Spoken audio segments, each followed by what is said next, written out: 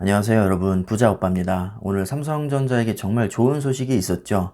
테슬라에게 공급할 5나노 차량용 반도체를 개발한다는 소식이었는데, 그동안 많은 호재에도 불구하고 주가가 오히려 하락을 하거나 반응이 없는 경우도 많았었거든요. 그런데 역시 테슬라는 달랐습니다. 작년부터 주식 열풍이 불면서 동학개미라는 신조어가 생겼었는데, 사실 동학개미는 국내 주식에 한정된 말이고요. 해외 주식을 하는 개인들은 서학개미라고 하죠. 지난 몇 달간의 통계를 보면 서학개미들이 가장 많이 매수한 단일 종목이 바로 테슬라입니다. 애플이나 아마존, 페이스북, 엔비디아 같은 핫한 종목과 비교를 해도 상대가 안 될 정도로 압도적으로 테슬라의 매수 금액이 많습니다. 그만큼 테슬라는 크게 성장할 가능성이 높은 매우 유망한 종목이라고 할 수 있습니다. 이렇게 유망한 종목을 고객사로 확보했다는 자체만으로도 삼성전자에게는 큰 호재라고 봅니다.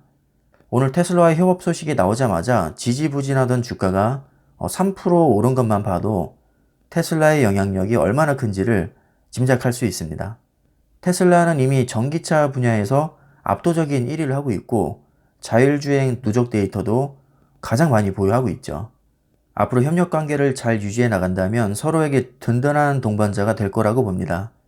현재 시점에서 냉정하게 평가를 해보면 차량용 반도체 시장에서 삼성전자가 올리는 매출은 아주 작은 부분에 불과합니다. 현재 삼성전자의 위치를 고려했을 때 차량용 반도체는 당장의 큰 이익보다는 미래를 보고 길게 투자한다고 보는 게 맞습니다. 요즘 여기저기서 아무리 전기차가 대세라고 떠들어대지만 막상 도로에 나가보면 전기차는 쉽게 찾아볼 수가 없죠. 아직 본격적으로 전기차나 자율주행 시대가 오지 않았기 때문입니다. 하지만 이것을 반대로 해석하면 차량용 반도체의 먹거리가 그만큼 무궁무진하다는 뜻입니다. 아직은 시장 규모가 너무 작기 때문에 전기차나 자율주행차로 떼돈을 버는 기업은 거의 없죠. 나중에 전기차가 도로에서 흔히 돌아다닐 정도가 되면 그때는 또 끝물일 겁니다. 따라서 지금부터 준비하지 않으면 미래에는 손가락만 빨아야 할 겁니다. 미래는 차 한 대당 약 2,000개 이상의 반도체가 들어간다고 합니다. 지금 일반 자동차에 약 200에서 300개 정도 반도체가 들어가니까 거의 10배 이상 차이 난다고 보시면 됩니다. 구체적인 항목을 보면 전면과 측면, 후면에 카메라가 탑재되기 때문에 이미지 센서와 다이나믹 비전 센서가 필요합니다. 전면부를 감지하기 위해서 MPU가 탑재가 되고요. ADAS를 위해서는 프로세서, MPU, 보안 집적 회로, 메모리가 필요합니다. 앞으로는 사이드미러에도 거울이 아닌 렌즈가 탑재될 것이기 때문에 당연히 이미지 센서와 디스플레이 구동칩, 그리고 전력 관리 집적 회로가 필요합니다. 그 밖에도 각종 데이터 처리를 위한 프로세서와 D램, 낸드 플래시가 무조건 탑재될 수밖에 없기 때문에 삼성전자의 먹거리는 무궁무진합니다. 삼성전자의 미래가 밝은 이유는 아주 단순합니다. 지금도 돈을 잘 벌고 있고 앞으로도 돈을 긁어 모을 것이기 때문입니다. 돈 잘 버는 기업은 성장할 수밖에 없고 성장하는 기업의 주가는 오를 수밖에 없습니다. 일단 돈이 많으면 타 기업으로부터 소송이 걸려도 이길 확률이 높고요. 장기전에 돌입해도 크게 부담이 없습니다. 솔직히 요즘 시대에는 그냥 돈발로만 밀어붙여도 웬만하면 다 이기죠. 돈이 곧 권력이라는 말이 괜히 나온 말이 아닙니다. 기업을 운영하다 보면 별의 별일을 다 겪게 될 텐데, 만약에 돈이 없는 기업이라면 언제 찾아올지 모르는 위기에 항상 마음을 졸여야 할 겁니다. 막말로 대형 소송 걸리면 그냥 한 방에 훅 가는 거죠. 자, 하지만 삼성전자는 큰 위기가 와도 가뿐히 헤쳐나갈 능력이 되기 때문에 사업 분석만 잘하면 편한 마음으로 투자를 이어나갈 수 있습니다. 삼성전자의 주요 고객을 보면 아마존, 마이크로소프트, 애플, 엔비디아, IBM, 퀄컴, 바이두, 시스코, 알리바바, 테슬라, 아우디 같은 세계적인 기업들입니다. 이 기업들이 잘 될수록 삼성전자도 같이 잘 되는 것이고요. 만약에 땅굴을 파면서 지하로 들어가면 같이 땅굴을 파고 들어간다고 보시면 됩니다. 삼성전자의 반도체는 고객사에게는 식량과도 같은 존재이기 때문에 한 배를 탔다고 해도 전혀 과언이 아니죠. 고객사들의 수준만 봐도 삼성전자가 얼마나 높은 위치에 있는 기업인지 바로 알 수 있습니다. 이렇게 세계적인 기업들끼리 서로 파이를 키워나가면서 같이 성장한다고 생각을 하니까 벌써부터 부자가 된 기분이 듭니다. 굉장히 든든하죠. 오늘 오전에 제가 테슬라에 대한 내용을 올렸었는데 기억에 남는 댓글이 하나 있어서 잠깐 말씀을 드리려고 합니다. 테슬라의 자율주행에 삼성전자 부품이 들어가는데 만약에 오류가 발생하면 누구의 책임으로 봐야 될지 그런 질문이었거든요. 솔직히 말씀드리면 저도 모릅니다. 하지만 상식적인 선에서 생각을 해봤을 때 정확히 어떤 원인에 의해서 사고가 났는지 면밀한 조사가 먼저 이루어져야겠죠. 그리고 나서 시비를 가릴 텐데 다양한 부품이 동시에 관여하기 때문에 문제점을 찾기가 쉽지는 않을 겁니다. 정확한 진단을 하기 위해서는 나머지 조건이 모두 같은 상태에서 재현을 해내야 되는데 그것을 똑같이 재현해낸다는 것이 사실 굉장히 어려운 일입니다. 예를 들어서 의료사고가 발생하면 환자가 모든 것을 증명을 해야 되기 때문에 소송에서 이기기가 어렵죠. 급발진도 마찬가지입니다. 개인이 기업을 상대로 이길 수가 없습니다. 결국에는 제가 하고 싶은 얘기는 어떤 문제가 발생해서 소송전으로 가게 되면 진실이 이기는 게 아니라 더 힘세고 돈 많은 기업이 이길 가능성이 높다는 겁니다. 아무래도 어떤 문제가 발생하게 되면 막대한 보상금을 줘야 되기 때문에 소송으로 이어질 가능성이 높겠죠. 사실 개인이 기업을 상대로 소송에서 이길 수 없는 이유는 근거가 부족하기 때문이 아니라 돈이 없기 때문이죠. 삼성전자와 테슬라는 둘 다 워낙에 덩치가 큰 기업들이라 아마 소송전이 가면 대등한 싸움이 벌어질 것 같긴 합니다. 예전에 애플과의 소송전에서도 삼성전자는 밀리지 않았기 때문에 아마 어떤 기업과 붙어도 일방적으로 당하는 일은 없을 겁니다. 사업 아이템이 아무리 좋고 잘못한 게 없다고 해도 돈이 없으면 억울하게 당하는 경우가 많기 때문에 적어도 삼성전자는 이런 면에서는 걱정을 안 하셔도 됩니다.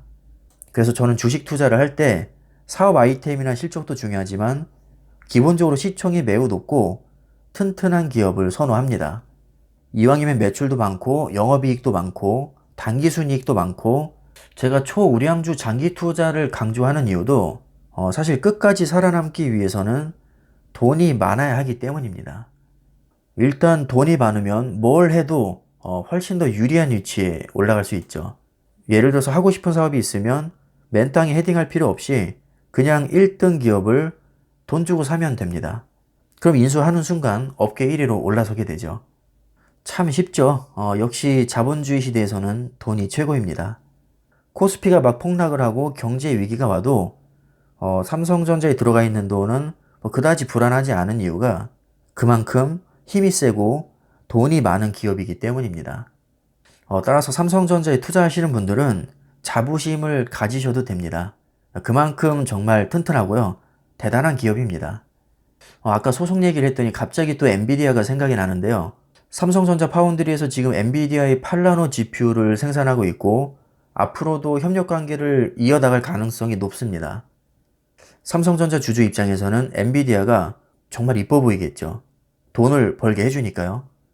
자, 그런데 이런 엔비디아와도 예전에 소송전에 휘말렸던 적이 있습니다.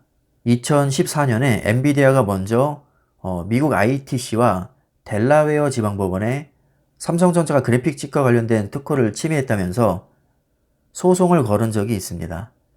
이때 삼성뿐만 아니라 퀄컴도 같이 소송이 걸렸었는데 내용을 보면요. 모바일 AP에 자사의 GPU 기술이 무단으로 도용됐다는 것이었습니다. 모바일 AP라는 것은 스마트폰의 핵심 두뇌죠. 삼성전자는 엑시노스 그리고 퀄컴은 스냅드래곤이라는 모바일 AP를 설계합니다. 삼성전자가 소송에 걸리고 나서 웃긴 것은 엔비디아에 맞소송을 걸어버립니다.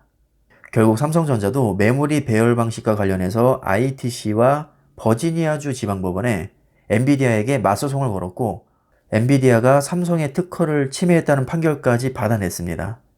엔비디아 입장에서는 솔직히 난감하겠죠. 본인들이 소송을 걸었는데 맞소송이 걸려버리니까 결국에는 2016년 5월에 삼성전자와 엔비디아 간에 취하 합의를 봅니다. 삼성전자는 특허 괴물이라는 별명이 있을 정도로 특허가 정말 많습니다. 그래서 상대방에서 시비를 걸면 맞시비를 걸어서 문제를 해결하기도 합니다. 만약에 엔비디아의 소송을 걸린 상대가 삼성전자가 아닌 돈 없고 힘없는 기업이었다면 아마 그 기업은 거덜났을 겁니다. 사업을 하다 보면 이렇게 소송 걸리는 사례가 생각보다 비일비재하거든요. 이런 식으로 소송을 걸어서 합의금만 전문적으로 챙기는 기업들도 실제로 있습니다. 세상엔 정말 별의별 경우가 다 있죠. 하지만 삼성전자에 투자하시는 분들은 적어도 이런 걱정은 안 하셔도 되겠죠. 누가 삼성전자한테 쉽게 시비를 걸겠습니까? 정말 문제되지 않는 이상에는 시비 걸기 쉽지 않죠. 하지만 그것을 충분히 이겨낼 만한 힘이 있기 때문에 우리 투자자들이 걱정할 부분은 아닌 것 같고요. 투자자 입장에서는 이런 변수에 신경 쓰기보다는 회사의 로드맵대로 사업이 잘 진행되고 있는지 그것을 공부하는 게 훨씬 더 중요하다고 생각을 합니다. 어쨌든 삼성전자는 장걱정 없이 투자하기에 좋은 종목인 것만큼은 확실합니다. 요즘에 부쩍 차량용 반도체 얘기가 많이 쏟아져 나오고 있는데 이제 본격적으로 자율주행과 전기차의 시대가 조금씩 오고 있는 것 같습니다. 어제자 뉴스를 보면 삼성전자가 미국에 반도체 공장을 짓는데 약 30조를 투자한다는 내용이 있거든요. 파운드리 분야가 굉장히 다양하긴 하지만 그 중에서 이 차량용 반도체의 비중도 그렇게 적지는 않을 것 같습니다. 철저하게 수요량을 계산을 해서 미리부터 공장을 짓고 있는 거겠죠. 주식 투자가 정말 편한 이유 중에 하나는 내가 개인 사업을 하게 되면 모든 것을 혼자 신경 써야 되지만 삼성전자라는 기업에 투자를 하게 되면 똑똑한 인재들이 알아서 다 해주기 때문에 신경 쓸 게 사실 별로 없죠. 어련히 알아서 수요 예측 철저하게 했을 거고요. 그 시기에 맞춰서 투자도 과감하게 단행을 할 겁니다. 우리 주주들은 그냥 삼성이 돈 잘 벌면 배당금 꼬박 받고 나중에 주가가 올랐을 때 편하게 경제적 자유를 누리면 됩니다. 그날이 진짜로 올지는 모르겠지만 일단 투자자 관점에서는 무조건 올 거라고 생각하고 투자를 하는 거죠. 여러분들도 행복한 상상을 하시면서 편하게 장기 투자하시기를 바라겠습니다. 솔직히 다른 기업 같으면 제가 이렇게 말씀을 못 드릴 겁니다. 아마 삼성전자이기 때문에 편하게 장기 투자하시라고 말씀을 드릴 수 있는 것이죠. 삼성 반도체의 중요성이 더 부각이 되는 만큼 장기적으로 봤을 때 분명히 주가에도 저는 긍정적인 영향이 있을 거라고 생각을 합니다. 자, 오늘 영상은 여기까지 하겠습니다. 감사합니다.